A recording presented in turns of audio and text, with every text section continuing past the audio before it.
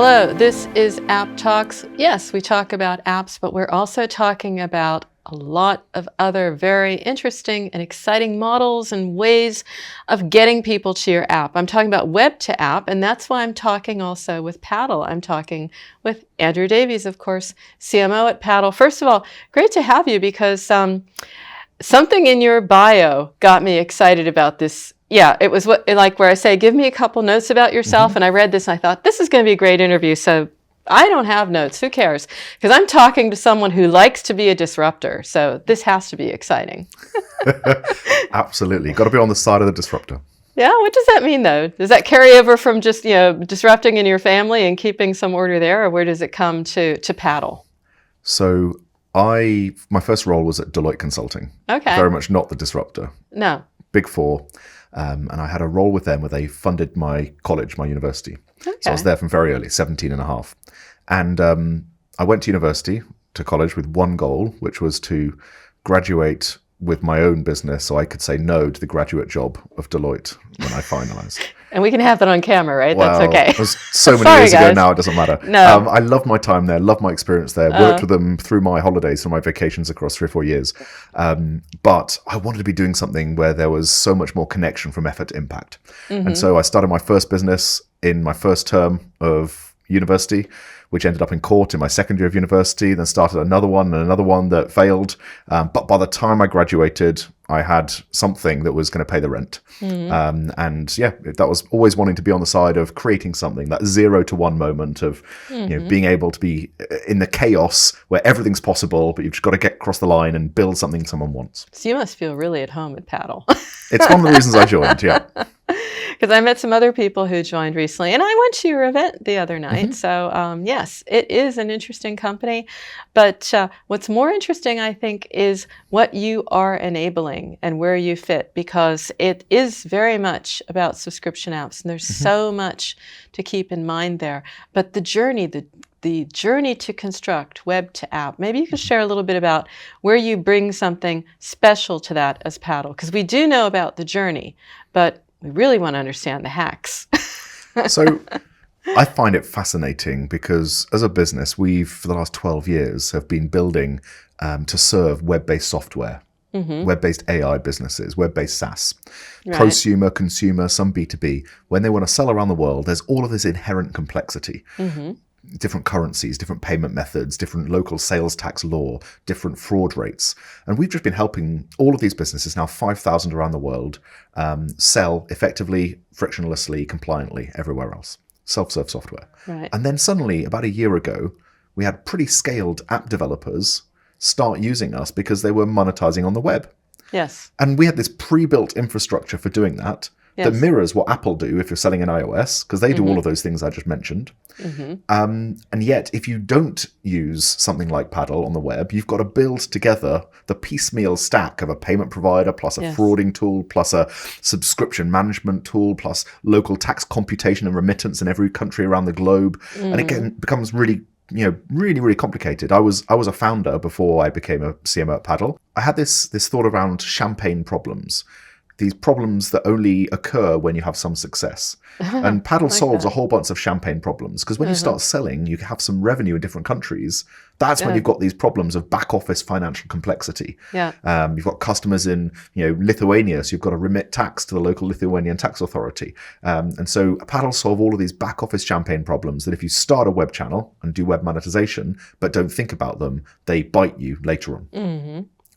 What is a big misconception about that? Because I talk with a lot of app developers in the industry, and it's almost like privacy. It's an afterthought. I love it. I just love it because I know what's going to run into later on. So a misconception about this complexity. The biggest misconception is that the complexity can't be resolved. So one of the ways I used to describe it is that we've seen these problems 1,000 times and we've solved them once and for all. Like, our business is to solve those back office problems.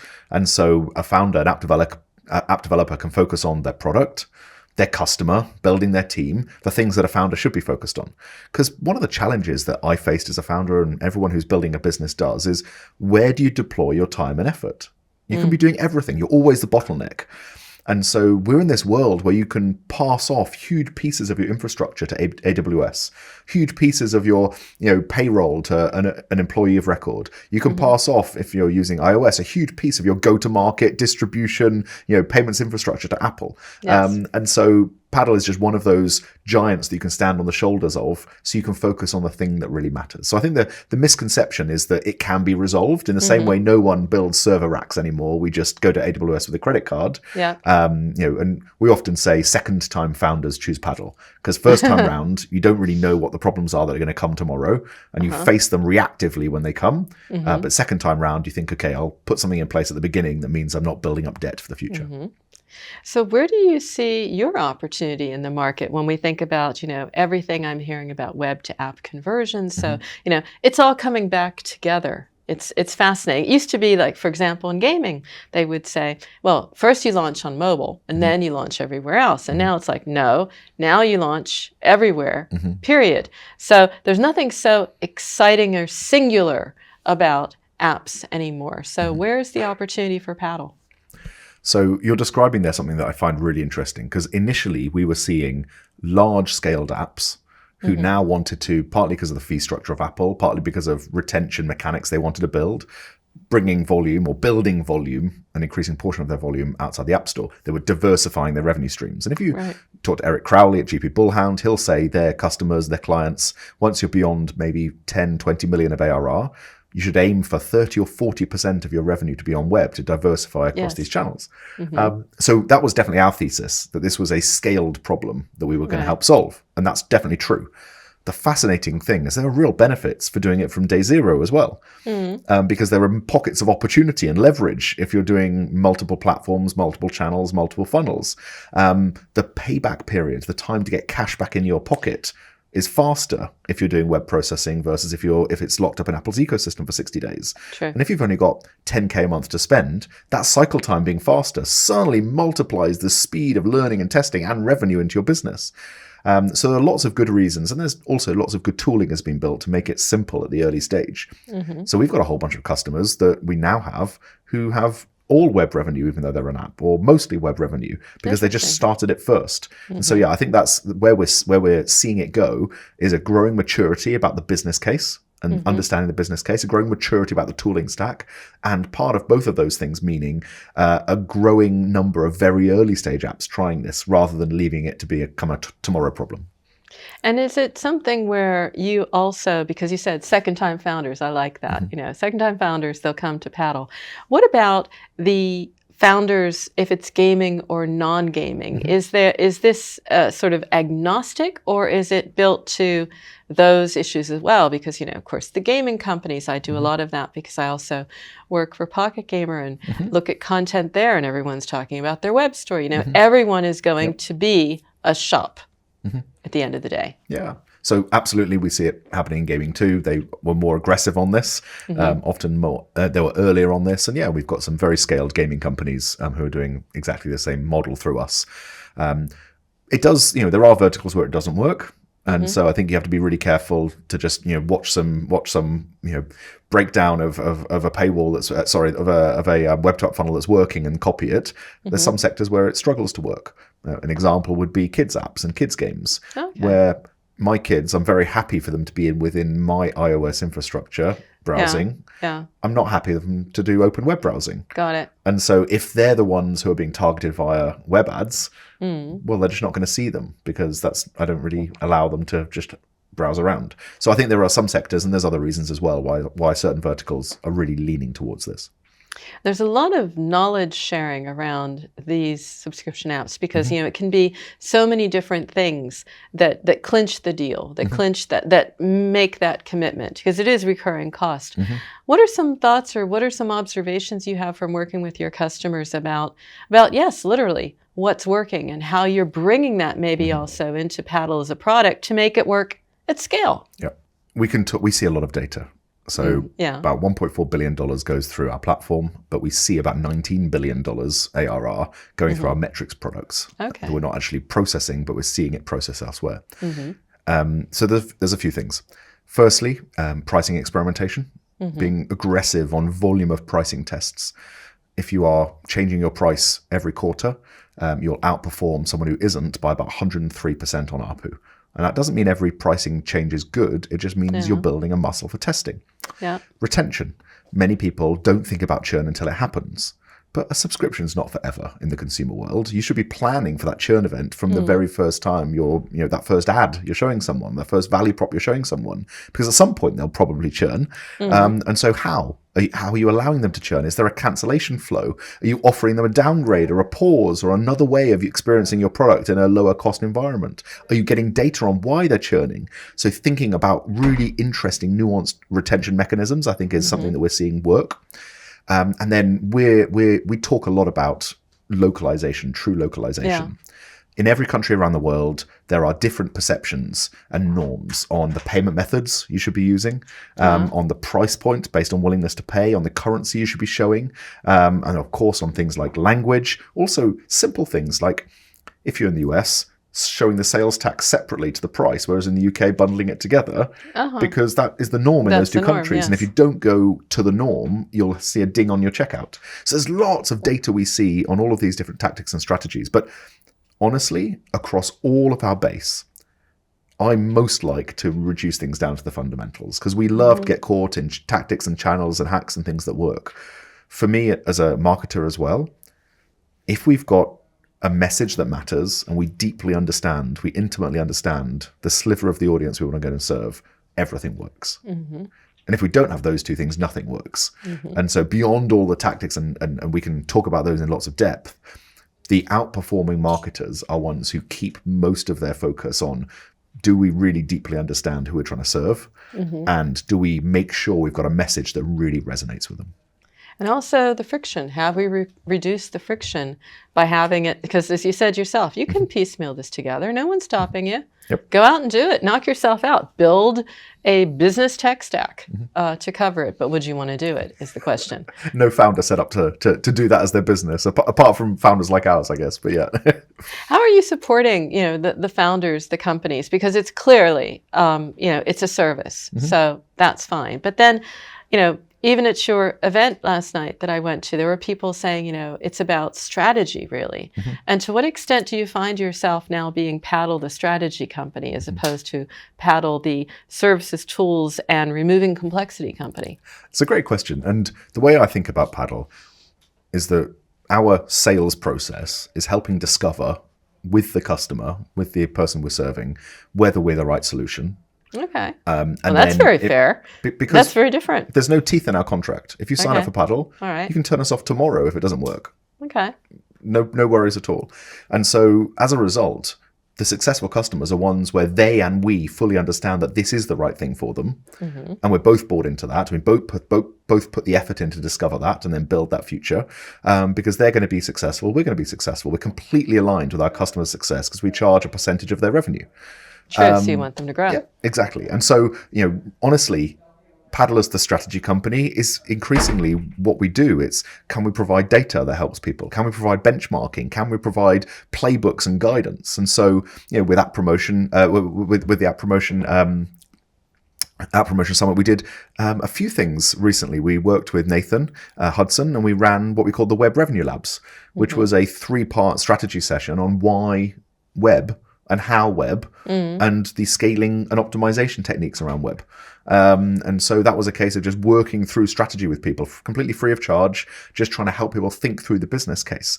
So yeah, we're constantly in those conversations. Because you also you don't need to, it's good of you to do it, but there's a sense of, making it possible for people to understand, and they have also realistic expectations, and it works out then as a relationship as well.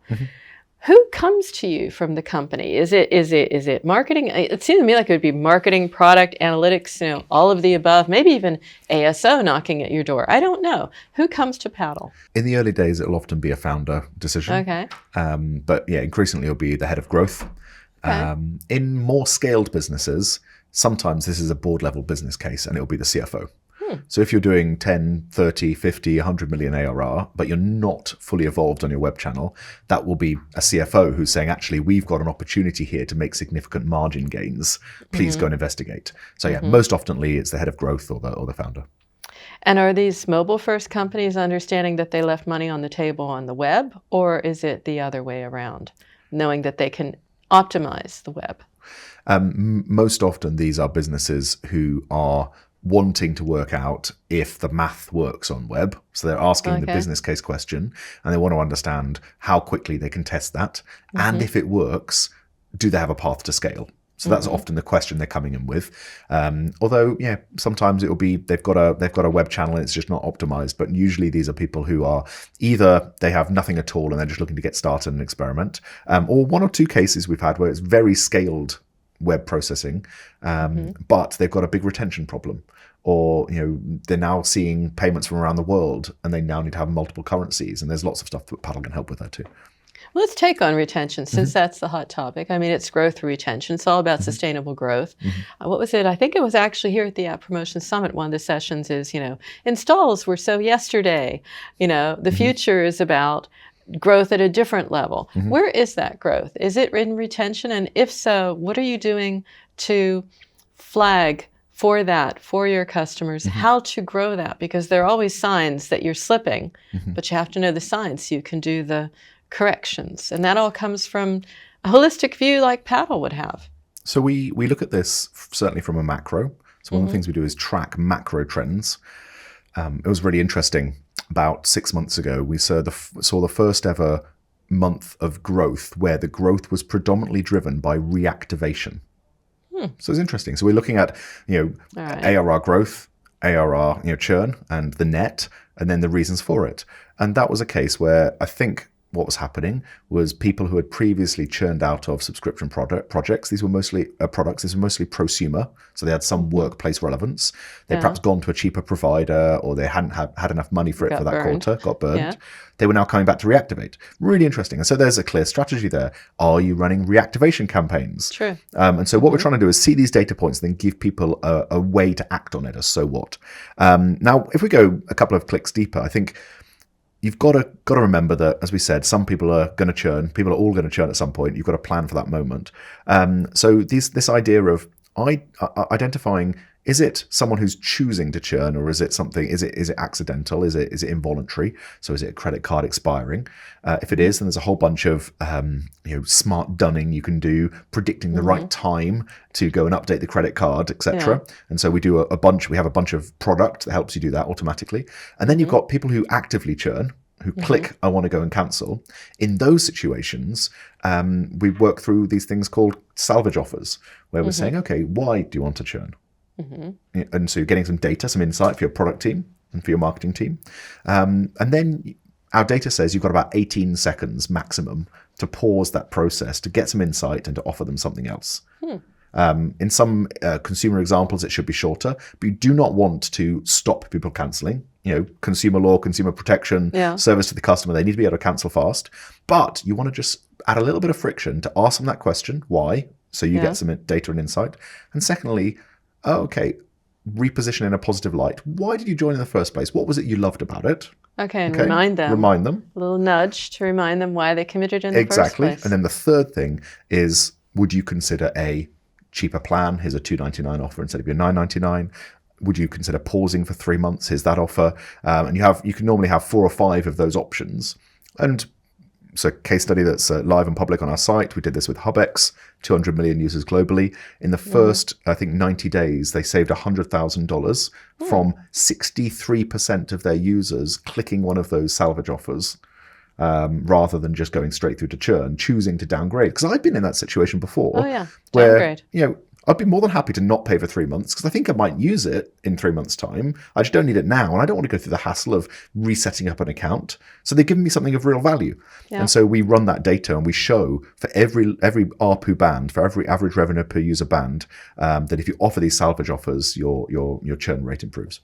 So that's so simple. That's part of it, is not overthinking. And maybe you have another example of something where marketers, where companies, where growth experts in their companies overthink this, because there are many, many ways to make a negative into a positive if you can just reframe it.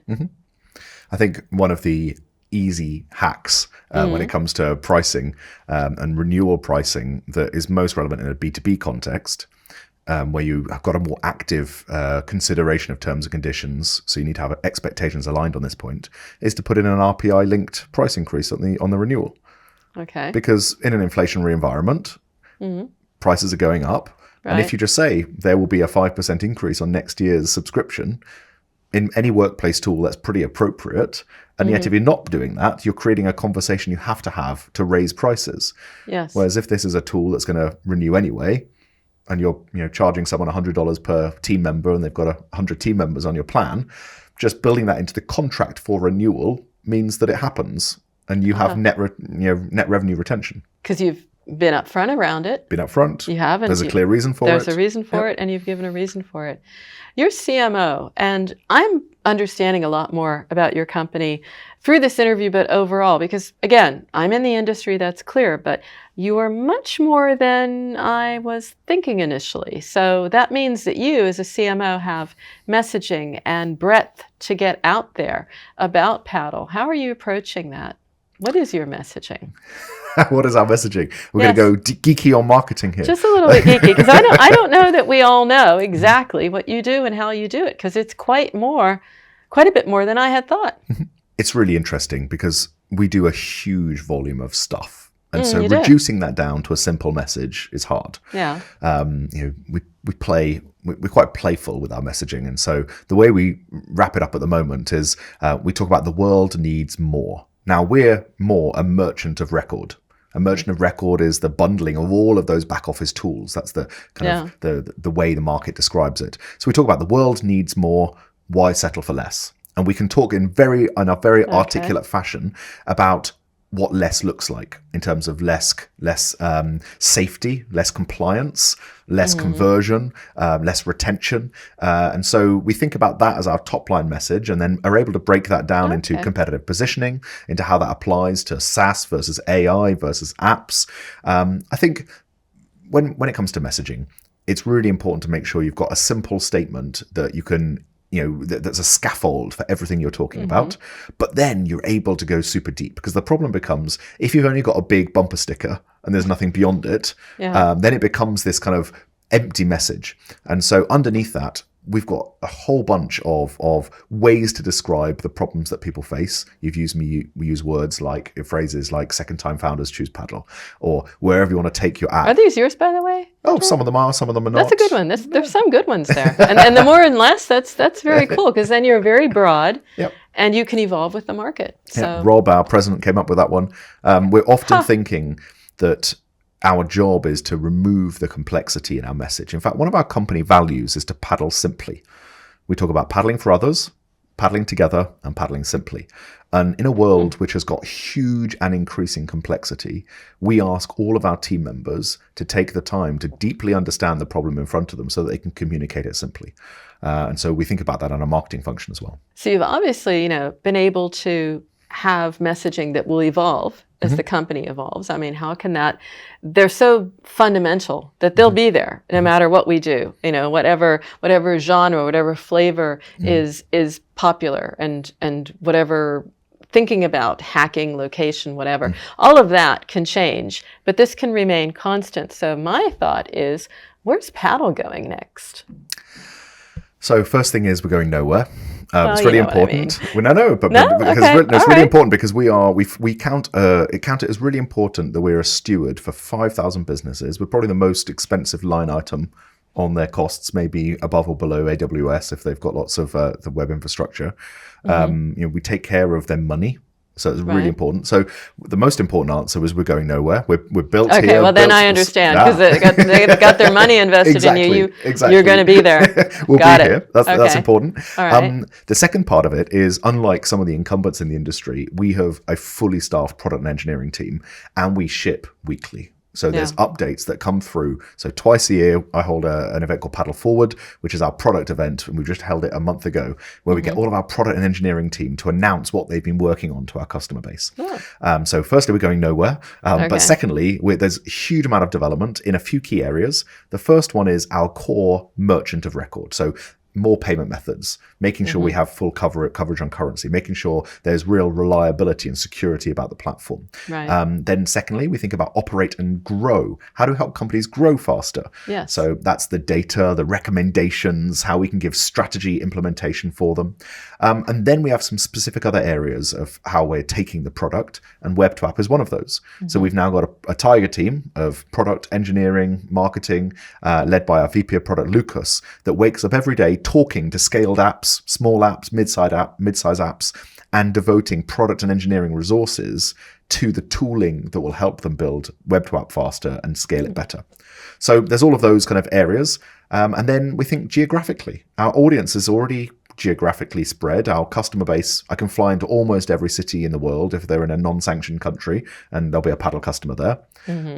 But this web to app thing, we see geographically, lots of Eastern Europe apps were early on it, and now it's flowing into Northern Europe. APAC's been doing some of it in the past, and now it's moving to America. It's one of the few trends I've seen. It's going east to west rather than west to east. That is fascinating. So that's one area of real growth for us.